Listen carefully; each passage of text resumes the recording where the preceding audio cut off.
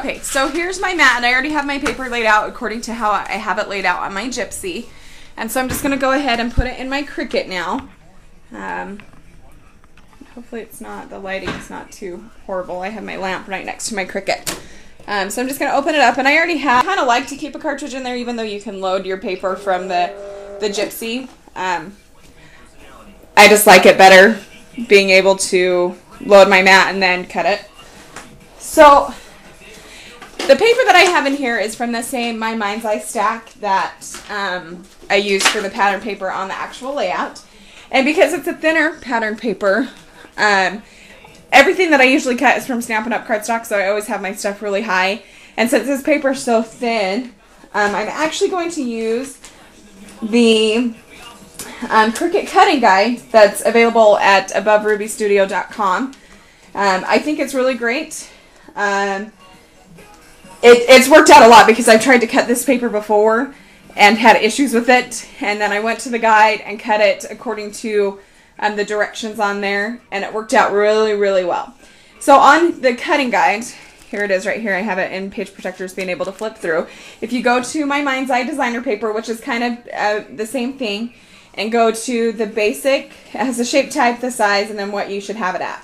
So basic, greater than 1 inch, which both of these things are, just a regular blade, and the blade depth says 5, the speed says 5, and the pressure says 4.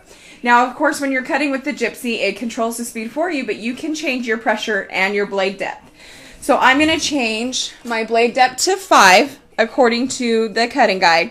The speed's at 5, so that's going to be the same, and then the pressure I'm going to move down to 4, is what it says to do. So 1, 2, 3, 4. So that's a pressure of high. The number's not really on there, but if you cut on your Gypsy, or not on your Gypsy, I'm sorry, but on your display, if you have the Cricut Expression, you just count over there. If you have the Baby Bug, which I did start out with that, it has the numbers on there so that you'll be able to do. So what I'm going to do is I'm going to take my Gypsy, and my mat's already loaded, so I'm just going to go ahead, and I'm doing this right-handed. I'm going to press the little cut, which I hit group instead. That wasn't very off. So I'm going to hit cut, and then it comes up with the cutting, and I only need to worry about my multi-cut being on 1, and I'm just going to cut it. And so it should be thinking, oh wait, it says to make sure that my blade depth and my pressure is where I want it, which I already changed that, so that's good to go. So it's going to cut.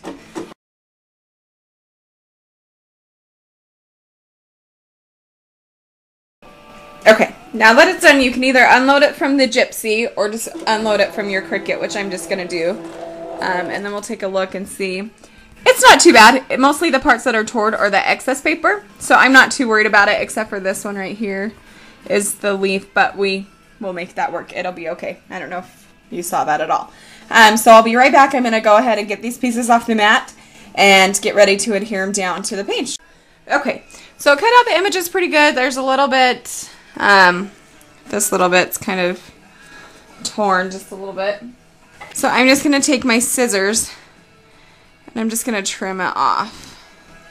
And it'll be okay. It's not too noticeable. So that one is going to go down here. And then this little one up here is going to go above that photo. And then my title is going to go like this. Because in this sketch it had the title and I'm totally out of frame. Sorry about that.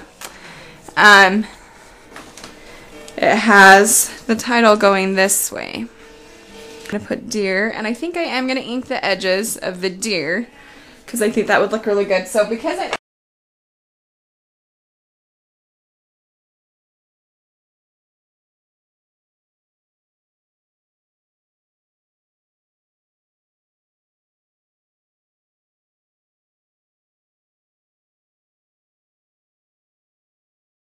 just using a Zig 2-way pen, the fine tip pen, to glue this down. When there's a lot to glue, like this has a lot of little leaves and stuff, I like to use the very fine tip pen because I think it stays wet just a little bit longer than like the chisel tip one, because you can get more out. And so I just squeeze quite a bit out of these little dots.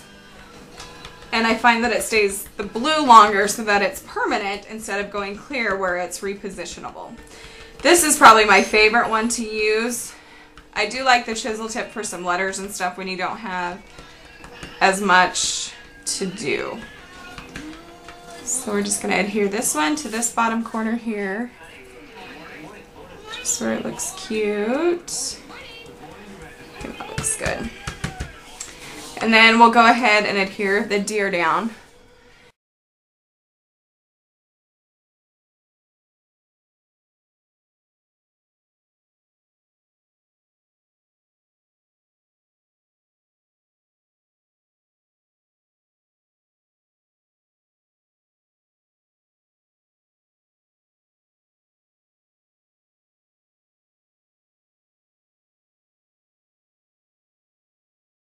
Think up above here, because there is supposed to be some of that journaling there, I'm going to go ahead and journal where the deer were and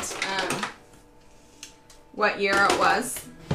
And so I'm going to use a chocolate chip Stampin' Write marker, and I'm just going to write up here, just write Bryce Canyon 2009 is when we went. And so that is the finished layout. And it was really quick and simple. You know, following a sketch is actually, you can get your scrapbooking done a little bit quicker, I find. Especially when you choose simple sketches. If you try and choose sketches that are more, you know, detailed and things like that, it can take a little bit longer. But I think this turned out super cute, and join me next time. I'm going to start, I think, filming videos of the sketches for the weekly sketch challenge, so maybe that'll motivate more people to come out and play with us. Thanks for joining me, and we'll see you next time.